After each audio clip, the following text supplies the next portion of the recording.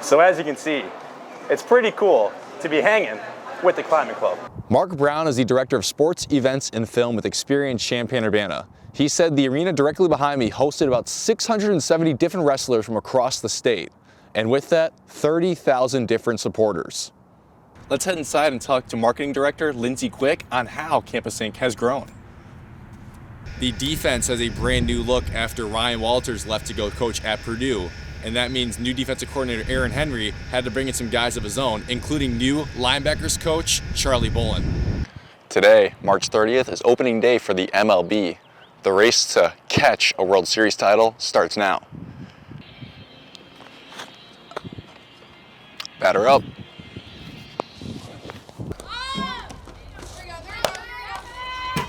Parkland College softball is one of the top teams in the NJCAA. Literally. We work so hard, and it's not just the hard work we put in this year, but even the hard work we put in last year just shows that it's paying off now with the record we have and the success we're having. Sophomore standout Carly Yergler is a big reason for the team's #1 ranking in Division II at the junior college level. What makes this even more special is that she's able to put on great performances right near where she's from. It's really awesome just being so close to home. Yergler is from nearby Mahomet. She said it was an obvious choice to go to a school where her family can always come out. I love my family, so the fact that so many of them are able to come to my games, not just my immediate family, also extended family, and also just so many people from my hometown come and support. Yergler is a key pitcher on the team. She has over 300 strikeouts and 28 wins this season. On the other hand, she also leads the team in home runs. She says her success is not self-derived.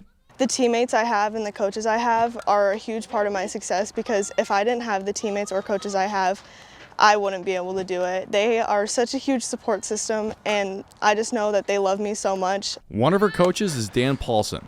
2-2-3, 2-2-3. Someone she's been around for a while. In high school around here, she dominated. We were fortunate enough, we got to coach her in travel softball too. Paulson has nothing but the utmost praise for Yergler and said it was huge landing someone like her. How she handles herself on and off the field, in the weight room, in the classroom, 4.0 student.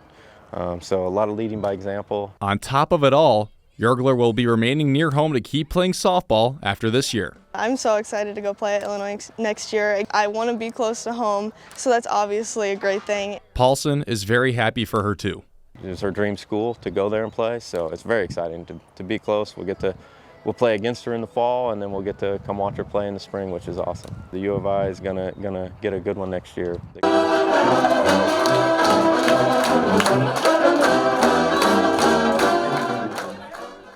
Boston, the site of this year's East Regional Final in the NCAA basketball tournament, a place that also became Champaign East between Thursday and Saturday. You know, I've heard of people coming in from San Diego, coming in from the Netherlands. Illini from all over the world are coming here. Alex Villanueva is the president of the Boston Illini Club. The club worked hand in hand with the Illinois Athletic Department to set up pregame parties on Thursday and Saturday. Hurricanes at the Garden was filled with orange and blue. When they're feeling good about athletics and all the different sports Illinois offers, they come out in droves. And I'm really proud of the alumni base for coming out tonight. Well, you're all alumni. Yeah. Well, thank you guys for coming in. I know Matt does a good job. He's been so helpful for us on our board. Baby. Yeah. So helpful. And some very notable alumni made their appearance known. And I'm done working, but this is one of the first few times I've been able to follow the Illini, and I wasn't working, so I'm glad I'm here. Stephen Bardo, a member of the 1989 Flying Illini Final Four team, has to remain neutral while calling college basketball games on Big Ten Network. He said he loved the experience of feeling like a part of the fan base. Well, Illini Nation is one of the more proud fan bases, and so it's been too long since we've been able to enjoy this type of run. So for me, I just wanted to be a part of the Illini Nation. I wanted to have fun, and I love what these guys are doing, and just be able to soak all this up, because when you're playing, you can't get all this because you're too locked in. So this is fun for me. Then there was all-time leading scorer in program history, Deion Thomas. He called Illinois fans some of the most passionate out there. Baby, this is Illini Nation. We have the best fans in the country. I knew they were going to show up and show out, so I'm not surprised. Nearly 40 members of the Orange Crush student section made a 16-hour bus ride to Boston to support their team. So every year we're like, if we make it to Sweet 16, we're going. No matter where it is, we're going. It's just so surreal. Like, it feels special to be part of such like a great program. Brooke Volker is an Illinois junior, and Carter Wood is an Illinois freshman. Volker said she couldn't miss out on a once-in-a-lifetime experience. It's incredible. I grew up in a small town, and everyone I knew was an Illini fan. And to be able to just experience this here in a totally different state, halfway across the country, is incredible. You don't realize how far the university spreads until you're here, and it's awesome. We're here tonight to take you through the past week in Illinois sports, and what a week it has been. Good evening and welcome to Illini Sports Night. I'm your host, Will Charlton.